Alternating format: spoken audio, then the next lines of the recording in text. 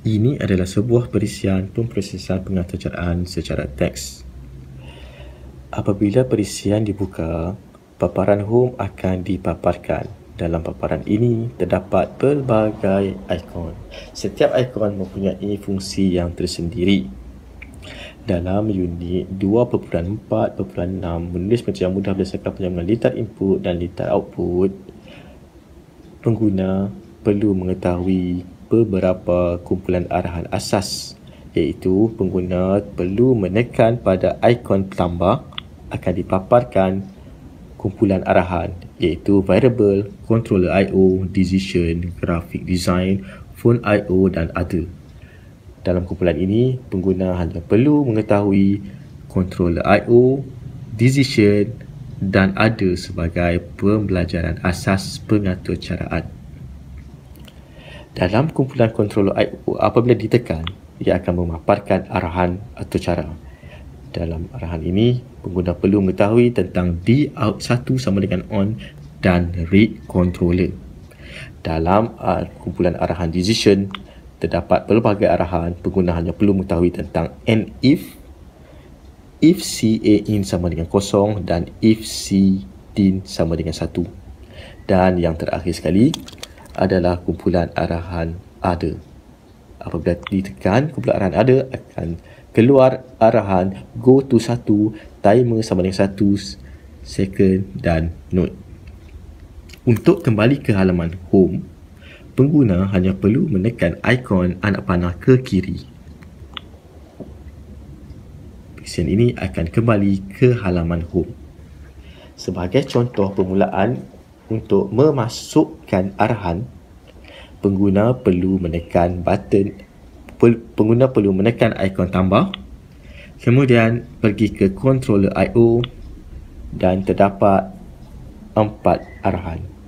Pengguna hanya perlu memasukkan D-out dengan cara menekan dan menekan ikon ini.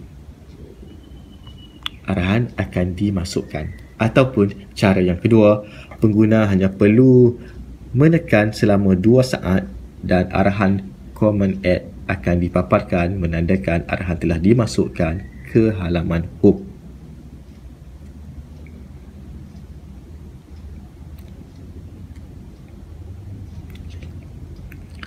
Untuk kembali semula kepada halaman home, pengguna hanya perlu menekan ikon ke kiri. Ini arahan yang telah dimasukkan sebentar tadi. Sekarang kita belajar pula bagaimana hendak memindahkan ke atas ataupun ke bawah arahan tersebut, iaitu dengan cara menekan pada arahan tersebut, kemudian pilih ikon ini sama ada ke bawah ataupun ke atas. Seterusnya, kita lihat bagaimana kita nak memadamkan arahan tersebut. Pengguna hanya perlu menekan kotak kecil di sebelah kanan arahan.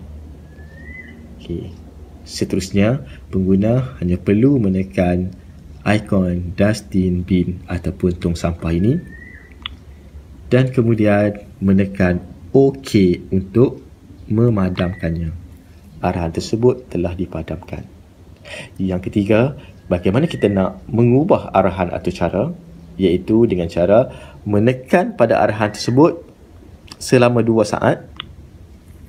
Arahan ini akan dipaparkan. Dekat di sini, pengguna boleh mengubah arahan tersebut sama ada nak on ataupun off, ataupun nak memilih D-out 1, 2, 3, 4 dan 5 berdasarkan penyambungan pada mikro pengawal. Dan seterusnya, tekan pada update. Arahan telah ditukarkan daripada D-out 1 sama dengan on tadi kepada D-out sama dengan off. Untuk memindahkan arahan kepada mikro pengawal, pengguna hanya perlu menekan ikon di sebelah kanan atas dan akan terpapar menu Run, Clear All, Open Project, Save Project, Delete Project, Example dan Coding Guide.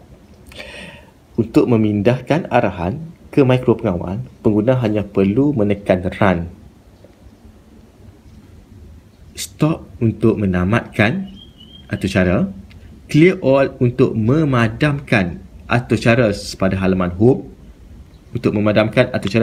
home, open project untuk membuka projek yang telah disimpan, save projek untuk menyimpan projek, delete projek untuk memadamkan projek. Example adalah beberapa contoh pengaturcaraan yang telah siap dibina. Dan last sekali ada coding guide, di mana setiap coding, setiap arah atur cara terdapat penerangan pada coding guide.